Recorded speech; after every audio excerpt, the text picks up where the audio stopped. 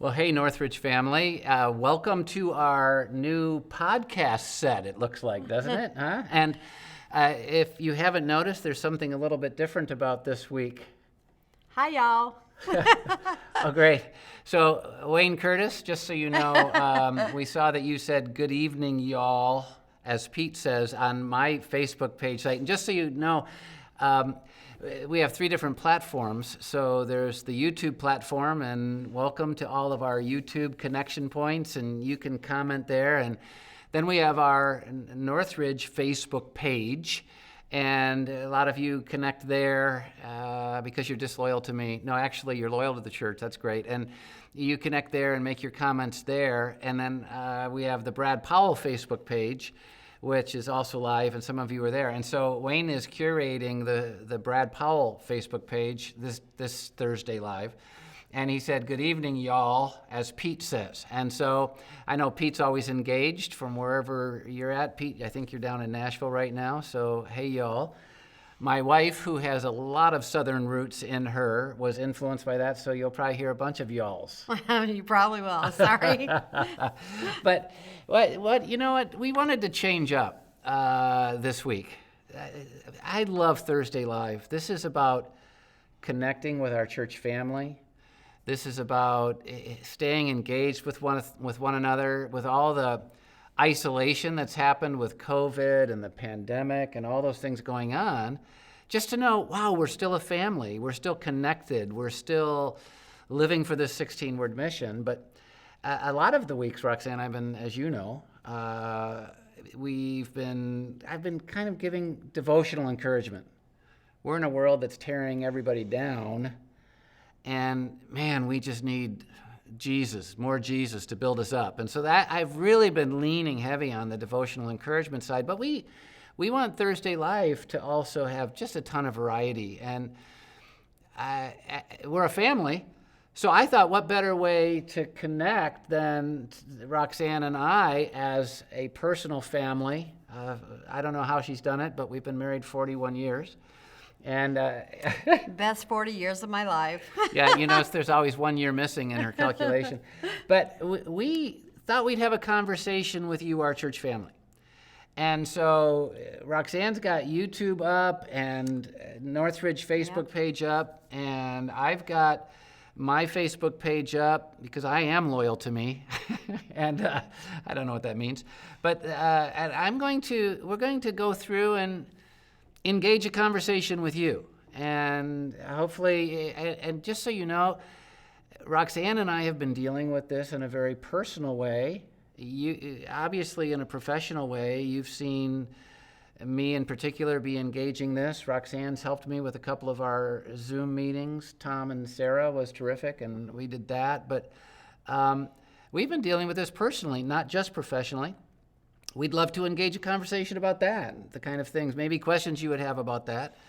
And then also as a church family and the most important one, spiritually. So who are you seeing there and what's going on? Hi, Jennifer and John Parker. I see you both here, and it's awesome. Janet, one of our faithful volunteers in creative arts. Miss seeing all of you guys because all of you have helped us all in different events, and Glory of Christmas for sure, and so it's exciting. And Nellie, hi Nellie. And so we're literally going to, engage you and your comments tonight and or questions, and we'd love to have a family discussion. Let's get to know each other. Let's just share and encourage one another.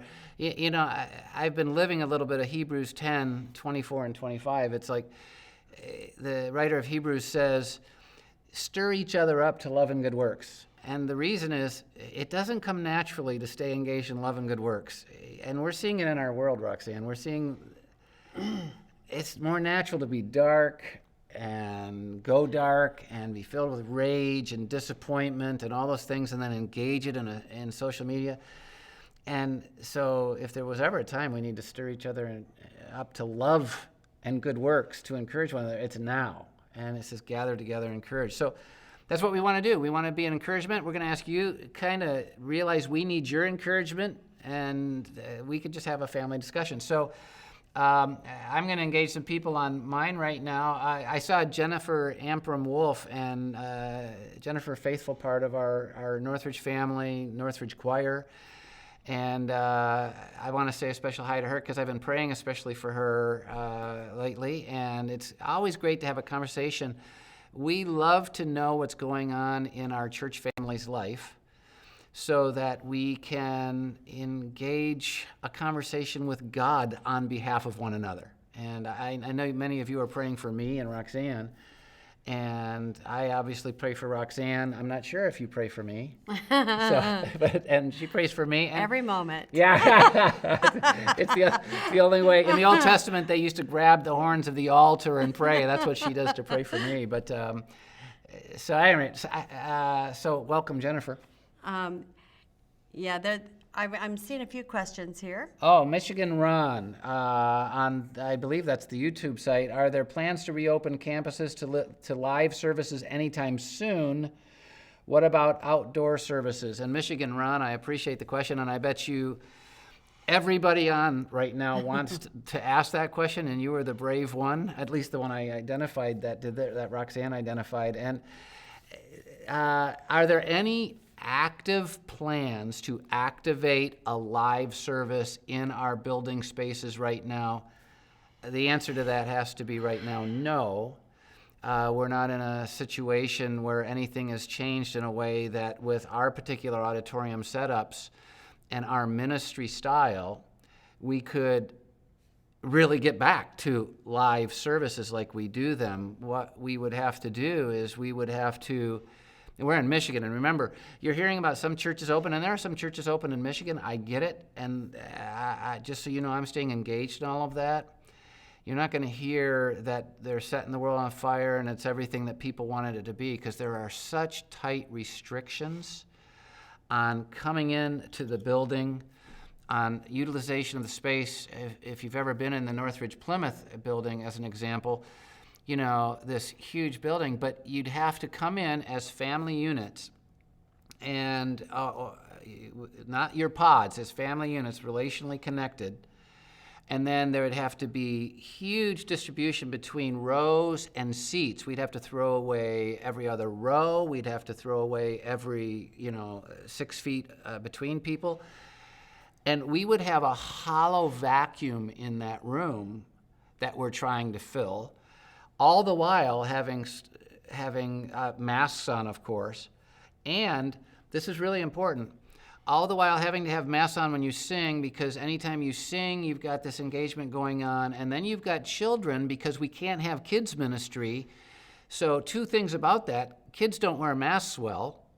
And have you watched kids in the auditorium ever? It's hard for parents to keep them isolated to a seat, quite frankly, to an aisle. There we go, up and down the aisle. Mm-hmm. And they don't wear a mask well, and there's engagement between people, and we love each other, so we want to engage people. So you've got the fact that it would be a dead auditorium because of the separation. It would be not safe in this setting. And this is really important, we'd be asking families who right now are staying engaged, staying connected, their kids have their own home environment to be engaged. We'd be saying, do everything it takes to get your kids ready, to put them in that minivan, sorry for you dads that have to drive a minivan, and get them to church, and then wrestle with them in an environment where you can't let them move and run and go talk to other people that are natural. They have no natural play environment. They can't be in our kids' ministry right now. As you know, schools are still shut down here, and it's crazy all that's going on, and who knows how long that's going to last. And the whole idea to come is to have community, to have connection, and to worship. And what we have is disconnection, tension, concern for the people who could say, it's tough. It's really tough. Hard. And then Grosse Ile, it's a smaller auditorium, but it's like you couldn't even have 10 people in there with the social distancing thing, and the way the entrances in would be tough. So, Michigan Ron, to answer your question, we're doing everything we can to stay on top of data, to stay on top of what the issues are, and to at the same time abide by my 3 criteria. Love God, And to love God and honor God, we have to obey his word and submit to the governing authorities, submit to the thing, love others. We have to care about our neighbors. We have to be shepherds of the flock. We have to protect people and kids and families and elderly and all the different environments. And then, wisdom. When would be a wise time? And remember this is really important. Northridge would be front page news if we became the epicenter of a new spread and surge of COVID. And this is really important because there's a church in Ohio where one person came in, 100 people got, and it was a smaller situation. And we can't do contact tracing. We'd have to register every single person coming in, and then there have to be contact tracing down. So I'm just telling you, and I've talked to pastors all around the country, some who are and some who aren't.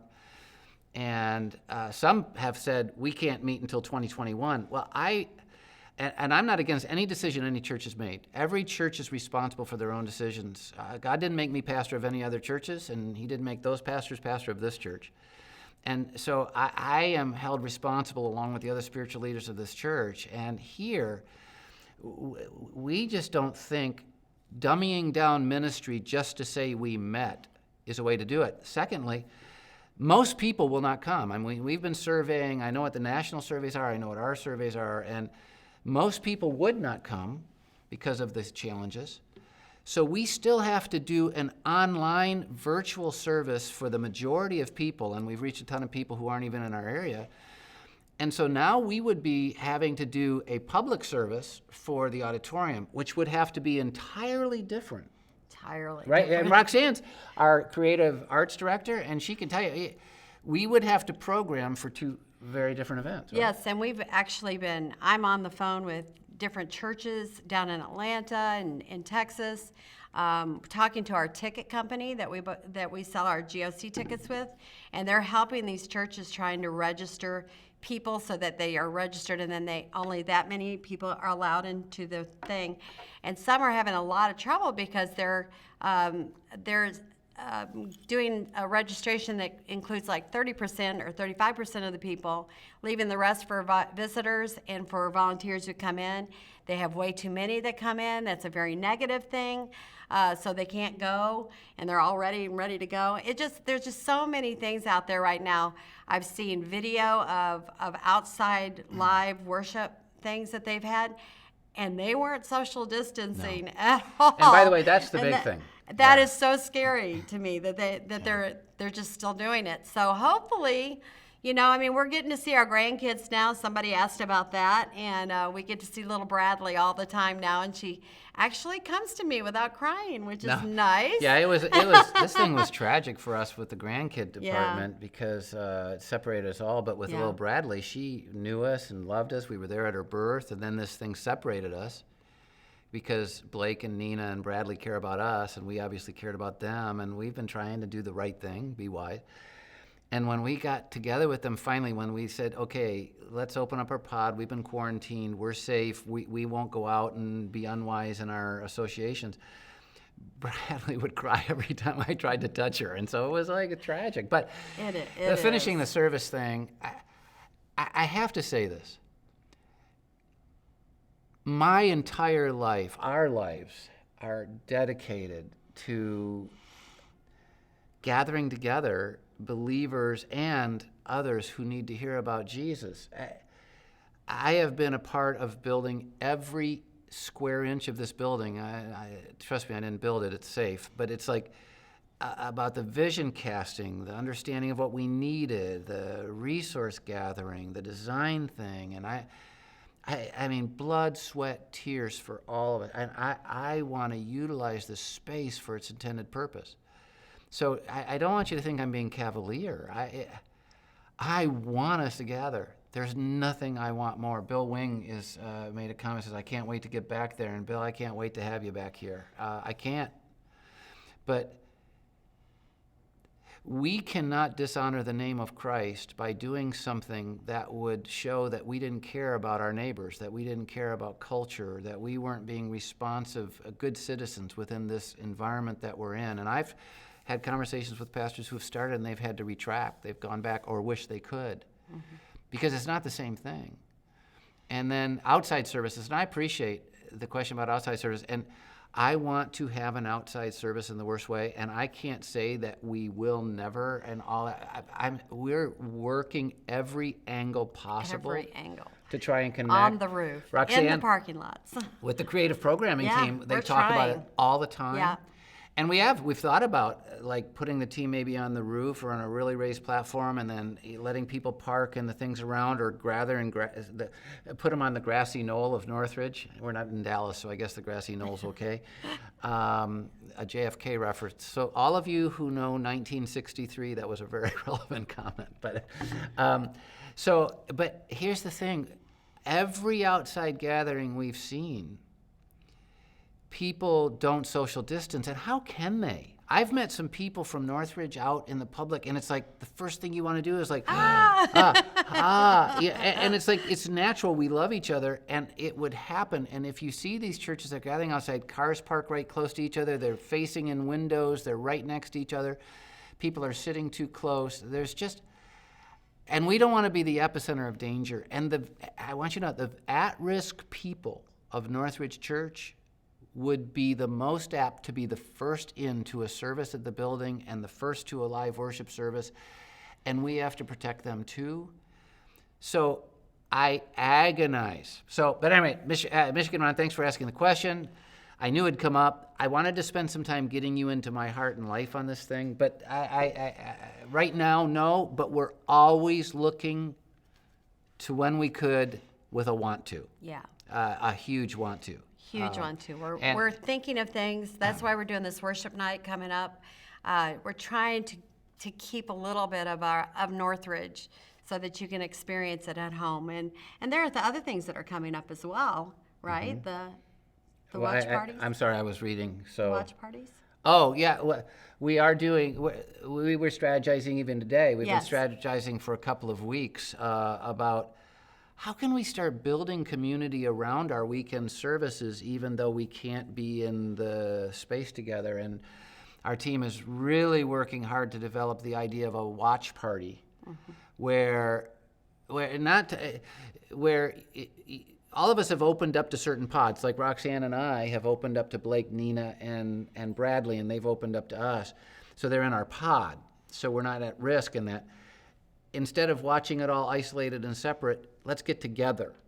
And then and this is really important, a lot of people have opened up the pod to community people in the neighborhood and to people who aren't believers. And what a neat way you could invite people into your pod, if you're comfortable with that, who aren't even believers, to engage a weekend service, which is what we normally have every week here. And so be looking for announcements. We're going to start announcing it, I think it's the weekend of August 22 Yes. and 23 or something like that. Or so.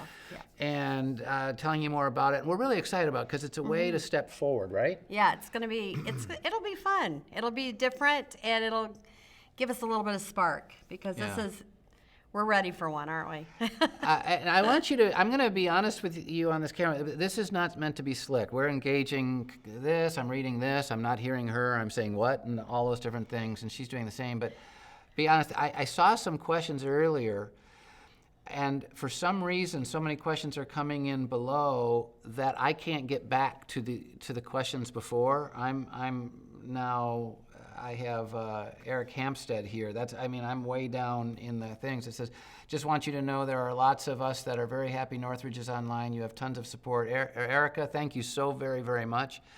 And I need to say how proud I am, how grateful I am to be the pastor of Northridge Church, and how proud I am of our Northridge family. Roxanne and I recently got with a pastor and his wife. I actually drove a distance to be with them. They're in a very significant ministry, have done a really significant work, and sat down with them. And they're dealing with some emotional hits and emotional attacks from within their congregation, even about the decision they're trying to make and the truth they're teaching. I mean, to where they're it's like we think we won out. And I just need to say this is really important. not all of you are happy with the decisions I'm making, and you need to know I'm not happy with the decisions I'm making, and you can also know that Roxanne's very seldom happy with decisions I'm making,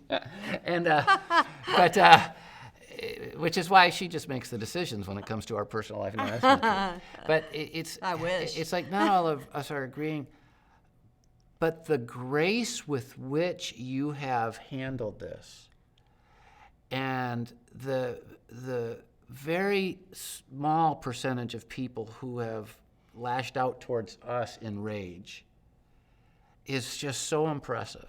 And yes. I'm so grateful to you. And it's not, I mean, I'm raging like you were raging about not where we're at, but Jesus is able to give us grace.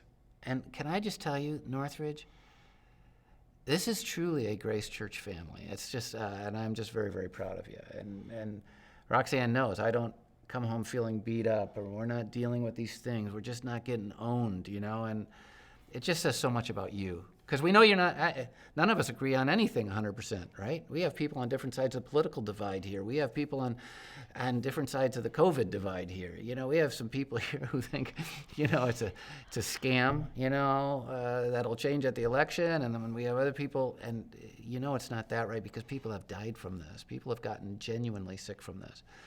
And people are using it for political stuff. People are throwing out all kinds of stuff on this. But we have people on every side of the divide. But grace is being shown. So thank you for that. And thanks for showing me grace. I missed something. I want you to know, I think her name was Myra Matt. If I'm remembering it right, it was quite a while ago in my comments thing. Myra Matt said, this is the first time she's meeting you. Yeah. And it's really nice. You need to come and volunteer in creative arts, and we'll see each other all the time. Yeah, I'm the backstage person. I'm the one that's in the background, Yeah, which is what I really love doing. Yeah, as the creative arts director, she leads the creative team that not only ideates and programs the weekend, but also produces it and engages it. And then it's not just the weekend. I mean, good night. Kids choir and Glory of Christmas and everything creative that I love to do. Yeah, and I have great teams that help out with all this and volunteers. So this is a great partnership because if there's anyone that has my heart and is in my head on certain things, it's Roxanne, and then she's able to engage the creative on those ways. But she said it was nice to meet you, and I agree. If you hadn't met her before, she's the best part of this partnership. So. I saw a question here about family members that don't take it seriously, and there are, it's just everybody's so different, and I think that we have to get ourselves through it and just love on the other end. We can't. There's no way to fix this. It's like elections, and it's like vaccines, and it's like whether our kids go to school. There's so many different issues, and we're all going to have to personally decide what we're comfortable with and just stick to it and say, I love you, but I'm not gonna change at this point. When I'm comfortable, I'll let you know. Love you, love you, love you. And that's all we can do. And everybody's going to be so different. I have a sister in Georgia, and they haven't taken this seriously for a very long time. And they are from Georgia, if I could just say that out loud. So. Well, they didn't have it as badly as we had it. And although they've got some hot spots. They've got some now, yeah. But, I'm just shocked at what she was doing. And here I was held up in a house for months. And so, but it was okay. I mean, we still got along. And I said, no, I'm not coming down to visit you. I don't want to get my Southern accent back. You just did.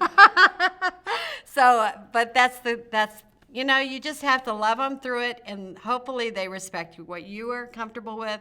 And you need to respect what they're comfortable with. Who cares? I mean, at this point, unless they're going to get you sick, And by the way, stay away. We have it in our own family. People who take it differently and see it through a different lens. And we've had to quarantine from each other at certain times when even certain family members who are a little bit more open and their pod's a little bit more expansive and maybe are a little bit less concerned about it.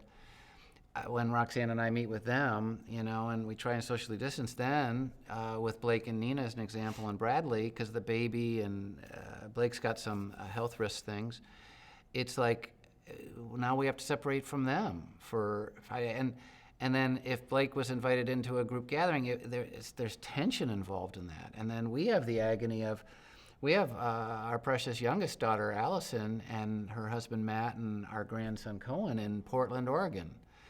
And we haven't been able to be out there with them for a year, and we would have normally been able to do that, but we can't. And they're taking seriously their deal, and they have really their are. pod, and we don't want to travel into their world and infect them with that. And Portland doesn't have any other issues going on, so I don't think that's an issue. But it's like this is real, and it's creating tensions in relationships. But what Really we is. have to do is we have to make Jesus central and love central, and realize these other things are secondary. And we have to be careful about believing our particular news source views, because it's weird. COVID's real. I know it's being used in multiple ways to beat people up and do different things. I get that. There's no doubt about it. But it's real. There's still so much unknown about it. People have really died, and man, it'd just be tragic if we were the cause of that in any way, and one of my family members was involved, or me, and it's just crazy. And so we have to take this seriously, but there are even people who think it's only politics driving the whole thing. Like the NCAA, do you realize every university in the Big Ten was supposed to get like $130 million this year, and they've shut that sucker down. And by the way, go blue. So just thought I'd say it. It's like, go blue, do what, right? They're not Really? doing anything. And so, but it's not just political. I mean, there are real concerns, and so it's just, and we, just so you know too, I'm not the president. Some of you say, doggone it. Roxanne says, thank God. Yeah. I'm not the president. I'm not the governor. I don't get to set the environmental, things that we have to submit to. I don't get to do that. I have to live within them, and so do our families. But Roxanne and I have gone through this whole thing, and you're here, so I mean, I can't. This has been really long. She was really locked in, doing all of her producing and creative programming in the house, right? We It's had like- 1 week. We have been practicing with children, 500 children from January, and we were doing the show in 3 different places the next week, and we had to shut down. So we lost all that stuff. We're going to have to refresh and go back to it, which we were going to do, so don't worry about it. We will do it. But all that, we've been doing so much of that kind of thing. And then we had finished Glory of Christmas, but we had already started working on this year's Glory of Christmas and had started our meetings already.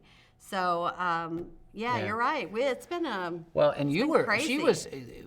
she has some underlying, she is very susceptible to lung stuff because she had childhood asthma, and she can still, very susceptible, as is our youngest daughter. Yes. And the last thing, this was a lung thing. I mean, my gosh, it was taking people out. And so we locked her down, and she stayed heavily involved in her leadership of the creative process of producing and all that different stuff. We're in a virtual world, so she could do that, but from home. I came and was a part of the pod of the team that was putting on the services and that kind of thing. And so we've been alone together, and I've been her only source. Sorry. Have I heard the most corny jokes? Please, let's get him back on the platform. So the human, because off the platform I can be corny, but on the platform I try not to be. But Blake says if I tell a corny joke on the platform, he'll have a heart attack, and I don't want my son to have that. But we've not had breakdowns. We've not had. We haven't let the tension in our world create tension with us. And I mean, this is a faith issue, this is a trust issue, this is a love issue, this is a priority. Let's keep our priorities straight. And when one of us is off, and I'm usually the one that's a bit intense and off, grace is given a little bit, and but it's hard. And within families, I just want to encourage you, within families and within a church family, grace has got to be the priority, not judgment. Grace has got to be the priority. Judgment will never win someone to Jesus, but grace will. And this doesn't mean that we deny something that's true or we compromise values to make someone feel loved. Jesus didn't do that. You know what he said to the adulterous woman? He didn't say, you haven't sinned, you're good, it's okay to live that way. He said, I'm not going to condemn you, but hey, go and sin no more. Stop destroying your life. He didn't compromise his truth to show love. And I think that's where we need to be. Yeah. So, all right, I had Renee Loomis said, how do you hear the Lord's voice about what to do moving forward with the church reopening in the future? How is he communicating with you more of a personal way? And Renee, I think that's the second time you asked that question, if I'm not mistaken, so I'm glad I caught that.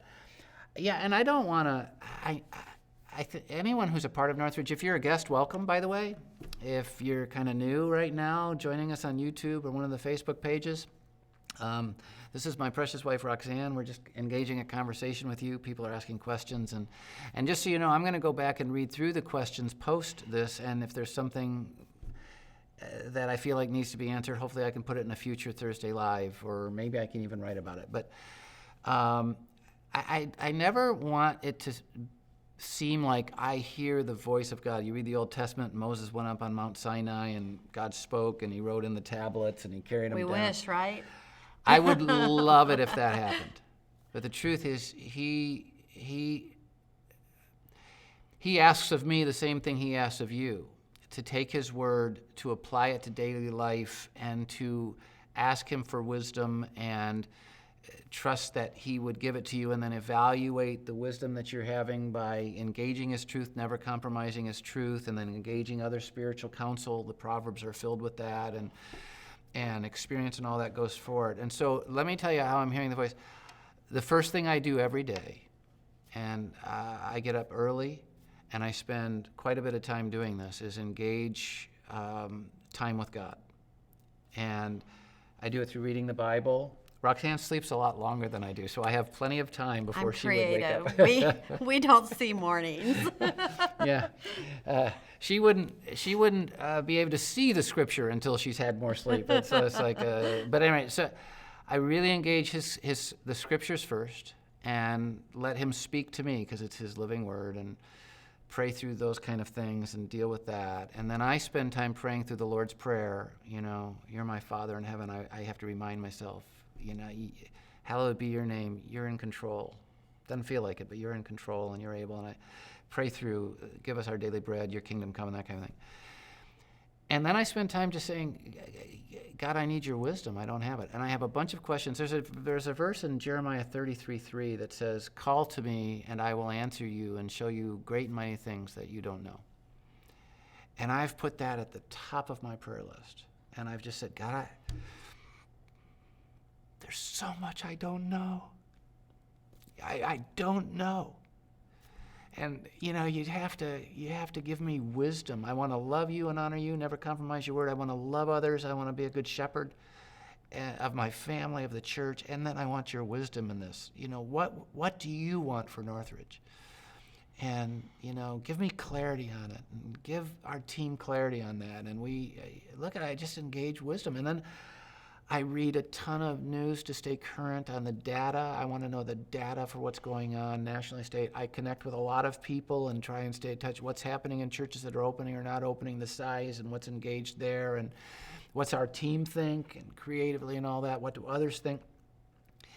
And then trust that God's given me the wisdom to move forward and that there's clarity. But I will never get a voice. I wish that God would take, and by the way, don't you love this setting? We are Northridge. Mm-hmm.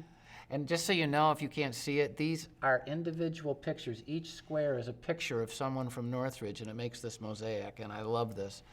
But we're looking for wisdom and looking for clarity, and the one thing we're clear about now, there's no way we should open. And Tony Sheposh, or Sheposh, I'm sorry, I'm not pronouncing your last name probably right, Tony, but you're very active here and you're always on, and I'm grateful for that. But you said you're making a wise decision. It's difficult, but we think it's wise. And I appreciate that affirmation. I really do. And there are people who disagree with you that we love and have grace to. But it's like, I got a 3-word note. I don't know if I told you this. I got a 3-word note in one of the emails to me recently. Very kind, by the way. And I've got some critical emails with some very difficult questions sent to me from Northridge family, but very grace-filled. And it's like crazy. But this 3-word email, it said, "Open the church," with many exclamation marks. But it's difficult. And so I don't have a word from God on this. If he ever wants to speak a word, I've opened myself up to it. And every morning, you just need to know I'm trying to stay close to him, stay close to his word, understand what's going on in our world, get advice from other spiritual counselors, which is one of the reasons we drove to spend time with this other pastor and his wife. And I've called 2 extremely large church pastors, both larger than ours, this week, and spent time on the phone and engaged, because I want wisdom. And so that's how I'm seeking it. And I believe I'll know it when it comes, and I believe that there will be agreement among many of our, like, Roxanne, I talk to you all the time about this, and we talk to your team about this. And so it's not like we're doing this alone, right? No, and honestly, could you use the same steps for people who are looking to, what should I send my kids back to school? Should I go back and teach? Should I get the vaccine when it arrives? All these different things. Isn't there those same steps you could use for that, right? Yeah, in fact, Debbie Somerville Verhag, I'm a reading tutor at school. I'm very apprehensive about returning to school on Monday. Students don't start until the following week, and I'm nervous because my husband is 78 years old. Right. And I appreciate you saying that, Debbie. And first of all, thanks for investing in students. How awesome is that? Good for you. And you should be.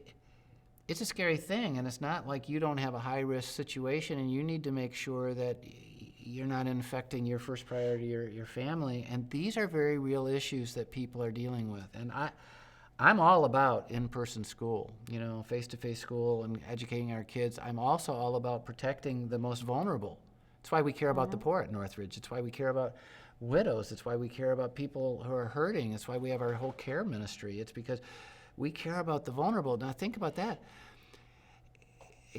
Kids need to be educated, but there are vulnerable people involved in that process. And so somehow we have to figure out how to deal with all that complexity and still educate our kids. But yes, to answer your question, those steps. Look, Get close to God. If you're trying to do this, and many people are, to answer your question, yes, it can be applied in any single application, any trouble you're dealing with. Too many people, and I have family and I've done it too, are trying to make decisions without being in right relationship with God. Let me just tell you, you'll never, even if you do the right thing, you won't make right decisions when you're not connected in right relationship with God. It's impossible. And too many people are doing what they want to do and even rejecting what God's word says clearly and making that their truth, and because that's what they want to do. And you'll never get to wisdom there. You can't honor him and love him when you're compromising what he says. Too many people are just saying, I don't care and I don't believe all this different stuff, and they're throwing away any responsibility to love their neighbor, to care about their neighbor who feels differently than them, and to be challenged with that. And then the wisdom piece, I'm going to throw this out because I didn't say it before. James 1:5, God says, if anyone lacks wisdom, let him ask of God, and God will give it to him liberally. Ask in faith, not doubting. And so you have to go, God, give me wisdom. And here's the thing. If you're going to ask in faith, you have to believe he's giving you wisdom and then be making the best decisions you can make with what he's given, because I believe where God guides, he provides. If God wanted me to have more clarity right now and be making different decisions, I'm giving him plenty of opportunity. Really. And you can do it in every avenue of your life too. Yeah. I like what, I think it's Marika. She said. By the way, Ray Finnemore just said they won't lose to the Buckeyes this year. That's sad, Ray. That's I love sad. that she's reminded that there's only one source of truth and the author is still on the throne. I mean, we have our answers there. We just have to keep searching for them till we Yeah. feel comfortable and we get the comfort we need. And Dennis McVie just said that COVID is real. They've lost an electrician where he works. It has since now gone out of my sight. But it is real, and people have died, and we have to care about that. And it's a weird thing. What else are you finding there, babe? Well, I see Kevin has a friend, Mark from Kentucky, and he's been joining you every week. So, hi, Mark. Hey, Mark, from Kentucky, y'all. Yeah, love that Ark. That's amazing. If you haven't seen the Ark in Kentucky, that is worth going down to see. That's funny. Roxanne and my daughter, and then All the 4 of our grandkids. grandkids went down to see it, and I haven't seen it yet, so she says it's pretty cool. It's pretty cool, yeah. It's better for the older kids than the little kids, I think. But Okay, what else are you finding there? Anything? I'm just looking at all these different things. There's so many questions and things that people are asking. I don't know how you do this. Oh, I love what Bill Wing said. Bill, this is you got a double dip this time, Bill. But you said we can't get into the church, but with you on Thursdays and on the weekends, you're still being able to stay connected. It's the greatest thing, Brad. So I'm really, really glad about that. You need to know, and this is odd. I've always worked hard. Roxanne's always worked extremely hard. We've put our life's blood into ministry. We take it very seriously. We don't have a lot of outside things because this is, what we've done. And I have to tell you, we've been thrown off by this thing because our time, it's like you can't be at the building, you can't be at work, you can't have those kind of normal meetings. You're doing a lot of things electronically. We've had to totally redesign our services, and we're redesigning our ministries to try and engage the new reality that we're in right now. And it's like it's like there's some extra time because you're not able to get with friends, you're not able to go out to eat, you're not able even to get to family the same way, you're not able to engage the building like I said before. And so it's like, so you'd think you weren't working as hard. But I was telling someone I was with this week, when I can be active towards solutions, I don't have stress. That's how I release stress, no matter how busy I am. But being inactive and not being able to solve it and jump in and get my hands dirty and really push that mountain or move that mountain personally, it causes me stress. And so the gravity of responsibility has been bigger during this time. How do you feel? I've never asked you this question. Do you feel like the gravity and the difficulty of leading the same people, the same things towards the same mission, but in this new way is in many ways harder than before? It's just different. I feel like all of us we're working differently. We don't see each other every day. We're not able. I feel like we don't take advantage of each other now. I feel like when we see each other, on these Zoom meetings, we just crack up. Brad or Pete, whoever's speaking, they just go like, can you guys quit? Because we're just busy doing our thing and having fun and making jokes. And creativity is a waste of time sometimes. I just need to say it out loud. You have to go down those rabbit holes to get back to where you need to be. So, yeah, yes, you do. Yes, you do. So, but it's just different. It's just very, very different. I don't feel that I have a connection with all of my team like I used to, because you could say, hey, what'd you do last night? It's not the same anymore, but it's okay. It's just different. Very, very different. By the way, Ken Harding, for those of you who don't know, is one of our vocal worship leaders on stage. He's been with us so long. Appreciate you, Ken. Love you a lot. And he asked, does anyone know it has now disappeared, but does anyone know what room Brad and Roxanne are sitting in?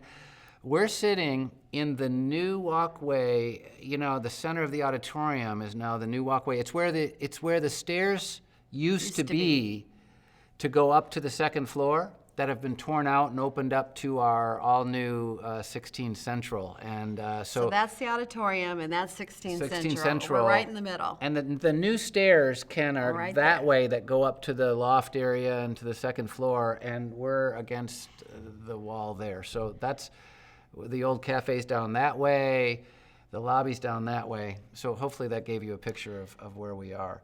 So they're asking what we do for fun. What we do for fun? Can we talk about that live? Has been COVID. Oh, stop. We do take a lot of walks. We walk a Yeah. lot, and I'm telling you, Lincoln loves them.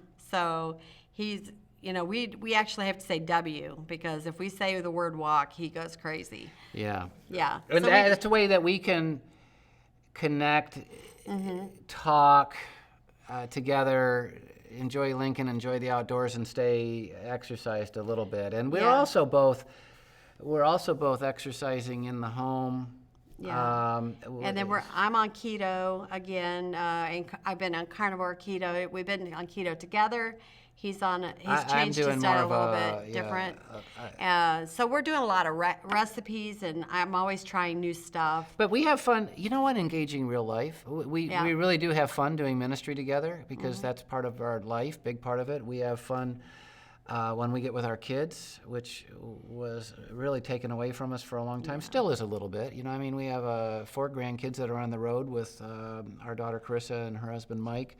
Trying to get on the road. Trying to get on the road. They've been having real difficulty with their the RV, RV. brand new RV, and it's been breaking down. But anyway, All it's the like we're time. separated from them and grieving with them from afar as they go through these challenges. They had their bike stolen, and oh my gosh. And then we have a daughter in Portland. But Roxanne and I love hanging together, always have and do. And so whether it's a walk or work, being with our kids, or another way we've been having fun. Well, you've been having more fun than me, to be honest. We decided at the end of last year, fall of last year, that we were done with the 30-minute drive from Brighton to Northridge, Plymouth, where my office is and most of my ministry is engaged, and yours as well. And we lived on some water, and it allowed us to collect our family together. But family's moving around the world now. No one's really engaged in the lake. It was just more work than we needed, and we're too committed to ministry to make that commute without family thing. So we moved back to Northville, which is where we were for the first 7 years of our ministry here. Oh, and by the way, Everybody's Lincoln's- asking for Lincoln, so well, you have to move this then, I know, I'm and just see if trying he to- can get seen. Can you go see? You want to get up here? You want to get up here? Come here. Come here. Yeah, Come so up we here. moved over. There we We moved go. closer to Can the you see 'em? church. Can you see him? Yeah. Hey, my boy. So we moved, closer to the church. We're about 7 minutes away now. But here's the thing. So we sold our home, and then we purchased a home in December, a condo. During GOC. Yeah, during GOC. And by the way, Oh we my made the move. Our family wasn't able to really invest. And so, I mean, Roxanne and I, during GOC, made this move. There was a moving company in our ministry that they helped us a great deal. Yeah, it was awesome. You know who you are, and God bless you.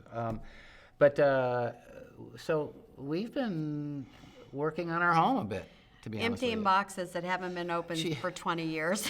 She's been making me do stuff at the house. It's been fun. Oh, yeah, he's loving it.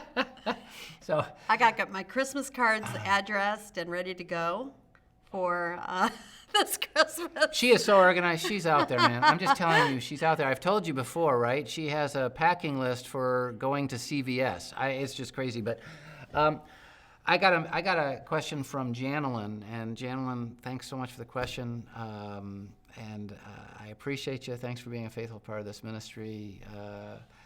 And she said there are a lot of people at her work that always says, "Why does God allow this to happen?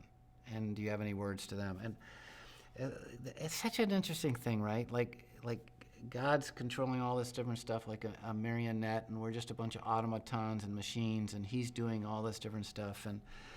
And don't get me wrong, God's active, and God is ultimately in control, and God is ultimately able, and all that is true. But when God created this world, He created it and released it. He's there. He's still superintending and holding it all together, but He basically created this paradise and then said, "Walk with me," And they didn't. And He had warned them, if you don't walk with me, then you need to know your life's going to be filled with darkness. Without me, you don't have the source for joy or love or any of that. And they walked away from Him, and so it's like death. No connection with God. And so just crazy stuff happens in the world. And sin runs its course. Look at some stuff we're not creating. That's true. But sin runs its course, and disease and darkness and evil and pain and people who steal bikes off an RV of a precious family on the road. You got to be kidding me. That's this God. Why did God do that? God didn't do that. Some idiot did that who has no intention of following God or knowing God or loving God. And if you track even the source of many viruses, it's like some crazy things happened and they could have been prevented. But so the first thing is, most things God's not doing. We're in a world where sin's running its course, but God brought about redemption, which means sin doesn't have to defeat us ultimately. We still live in a sinful world, and the darkness still beats us up, and the diseases and all that can get us. But sin will no longer own us, because in the end, redemption wins, Jesus wins. And so what God did was he corrected through Jesus' sacrifice, death, burial, and resurrection, what man polluted. And we can experience redemption out of it. That doesn't mean, if I could trace, I've been thinking about doing a series about church history, and I know that sounds really boring, but the people who have faithfully stood for God and been burnt at a stake, the people who have faithfully stood for God and suffered unbelievably, and yet wouldn't have traded it for anything. We can walk with God even in the valley of the shadow of death. And so God didn't do it. Secondly, we, with our limited perspective, can't understand what... A lot of people, well, why does God allow this? Look, we're all going to die. So it's not like he's saying, you're going to die now, that's it. We're all going to die. It's just a matter of timing. We have no clue what God is accomplishing by allowing this to happen. We only see this moment. God sees eternity, beginning from end. He knows exactly where the win is, and he knows exactly what we need to be shaped more like Jesus to fulfill his destiny in our lives. And we have to trust him like Job. We have to trust him. And if you read Job, God allowed it, but God didn't even do that. That was the evil one doing that in the book of Job. And so what we have to just realize, stop blaming God for what God's not doing, and start trusting that God sees a bigger picture than you see, and understand that God has already provided everything you need to know him, to love him, and to experience life the way you can experience it the best. And finally, look through a bigger timeline. They're saying, why is God allowing this? Because they're seeing the moment and how they feel in the moment. God wants us to look at eternity. And that's off the top of my head. Hopefully those things helped you a little bit. You have anything you want to add? How do they answer these coworkers that asked them that? That was one of her questions. Yeah, well, I would just say, first of all, God's not doing this to us. In the midst of all of this, God's present, God's loving us, God's caring about us, and I would say that. And secondly, God has a bigger picture. We're lost in this moment, and you could use a family metaphor. There are times that a dad and a mom allow for turbulence to happen in the life of a kid, so that kid doesn't grow up to be some entitled knucklehead. And it hurts in the moment, it's painful. If they love me, why would they let that happen, and why would they do that? But later they go, oh my gosh, they did it, they allowed it because they loved me. And so maybe a family metaphor would help. I don't know if that goes further. You have anything to add to that? No, I think you covered it. Okay. You covered it all. I love seeing, by the way, thank you for engaging this. This is really cool. Let us know if you want Roxanne to come back. I don't know if you can get her to come back, but everybody's going to go, we want her back. We want her back. Well, somebody wants Lincoln to do a talk. It'd be the best Phil. talk you've ever heard. I'm going to tell you right there. I can get him to speak, but it's usually just something like that. Where's Lincoln this evening? Someone asked here. We already showed him. He was up on my chair. I think if you really think about the positives, I've been hearing people saying, it's the first time our family has actually sat down for a dinner in years. And now all these families are having dinners together because they're not going out and they're cooking at home. People are learning how to cook. People are learning all kinds of new skills. You kind of have to obviously that's light in comparison to having someone perish from the disease, but it's still there. It's just a lot of cool things that you can look positively about it, I feel. Yeah, and we have to remember, and it's tragic that this disease is cutting short people's lives. It's tragic, and we want to play no part in contributing to that. We want to play every part we can. And we're not in control ultimately, but in protecting people, which is why we're making these very difficult decisions. And I know, because of grace, you guys understand that. But I want you to remember, a lot of people get lost. Oh, they died. Can I just say it's really important, and it's tragic. If one of my family members was caught in this thing, I'm going to tell you, it would just rip me to pieces. So I'm not making light of this. But there are worse things in the world than death. And quite frankly, many people are alive on this planet and they've never, ever lived yet because they don't know Jesus. And that's why I think putting the love of God first and the love of others first and then seeking God's wisdom first in all that we do, is so important, because eternity's forever. And that's it. Well, okay. John Parker, great to see you. I've had several friends ask about all the current state of things and are we in the end times? Any thoughts on that, Brad? This will be my last one. John Parker, great to see you. Love you, brother. And John actually used to be on our team. He's a faithful part of the church ministry with his wife and family. And Well, I knew him as a teenager. That's right. He was in one of your first... He was in a teen choir with me. I've been doing kids choir for 20 plus years, and one of them was a teen choir production, and he was in that. You've been doing Did an longer awesome than that, baby. job. It's like 30 years here. Yeah, And it you started is. before You're right. that. Yes, I had my first kids choir in 5th grade. Yeah. So that I anyway, did. she's been faithful for a long time. I'm on Johnny Come Lately, but there are a lot of people asking me to teach on the end times. I heard about a church in the area doing a trek through the Revelation, and it's like, which is all great, by the way. God's word's God's word. It's fair game. But a lot of people are trying to make direct application of the Revelation and other things from Daniel and Ezekiel and all these different things to this moment, COVID, and it's the end times and all that stuff. And look, at all the Bible's relevant, and we can learn from all the Bible, but I could walk you through church history and show you seasons when life was difficult, that the church world went crazy. It's the Revelation, it's coming. There are times when they even sold all their belongings and went up on a hill and they were waiting for Jesus to come back, and of course it didn't happen. And I think what we have to do is realize that God made it clear, and I'm going to simplify a lot, but God made it clear in the Revelation and the end times, Jesus wins. Okay?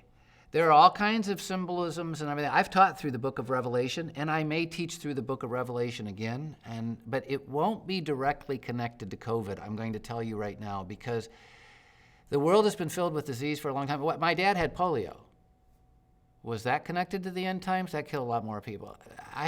Roxanne and I have the scar of smallpox vaccines, and You're telling our people, 39. But you're 39. I'm old. But if every time there was a human tragedy, what about the tsunami in Asia? Was that connected to the Revelation? It killed just so many people. So you have to be really careful about trying to tie specific events in the now to the specific issues of the Revelation when it's very symbolic. It's clearly talking to us about God being in control, and in the end, Jesus wins, and how it's the righteous who know Jesus that are going to win in the end, even though some of them are martyred and all of that. And it's the new name we've been given, and it's the 7 churches of the Revelation where we have to learn how to walk with him. And so be really careful about direct ties to COVID. I think that the book of Revelation should make us want to, in all circumstances of life, walk with Jesus. Because we don't know the day or the hour, but we know he's the winner and eternity's real. All right? So that's a little thing. And that's going to be our last. Again, if I could just tell you just a couple of things. Thank you for being a church of grace. And if you're a guest, you're just connecting to us, I cannot explain to you how this church has responded to this moment and how affirming they've been, even though we don't agree on everything around here. It's been amazing. Thank you. Thank you for engaging this Thursday Live with Roxanne and me every week, but this one with Thursday and me and all the comments. I can't wait to go through and look at what's there, and if there's something relevant, bring that out in the future as well. It's all relevant, but I mean if there's something really engaging that I should answer. And I want to finish by doing two things. Number one, thanking you. She's not in front of the camera person. No. This is not her favorite thing, but you're doing it. Yeah. And you did great. Thanks. As usual, I talked too much, but that's okay. That's your job. Okay. Thanks for understanding that. And so thank you for doing this. And what are your kind of summary thoughts? Well, I want to make sure that remember that worship night is coming up, and yeah? we really want you to come to this.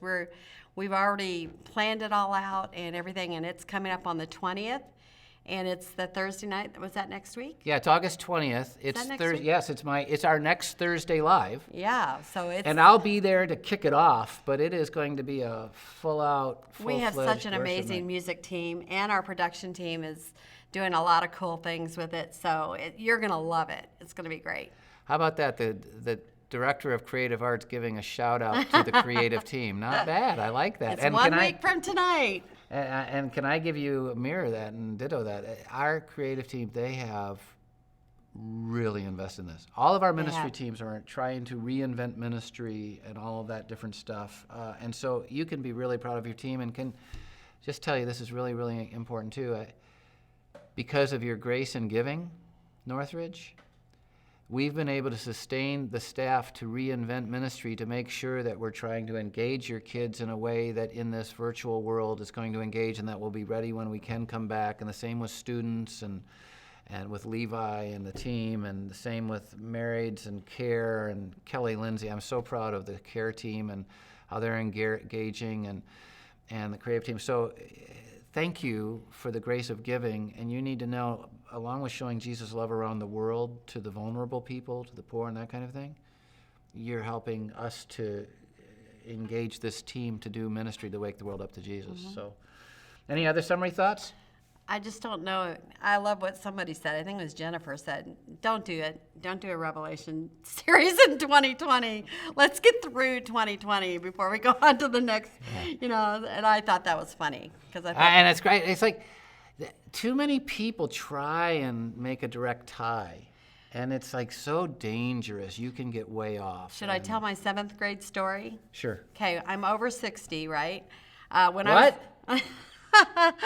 When I was in 7th grade, I came home from church crying to my mom and saying, oh, they told me that Jesus is coming back and that the whole thing's going to happen and blah, blah, blah. And she said, honey, they told me that too when I was in 7th grade.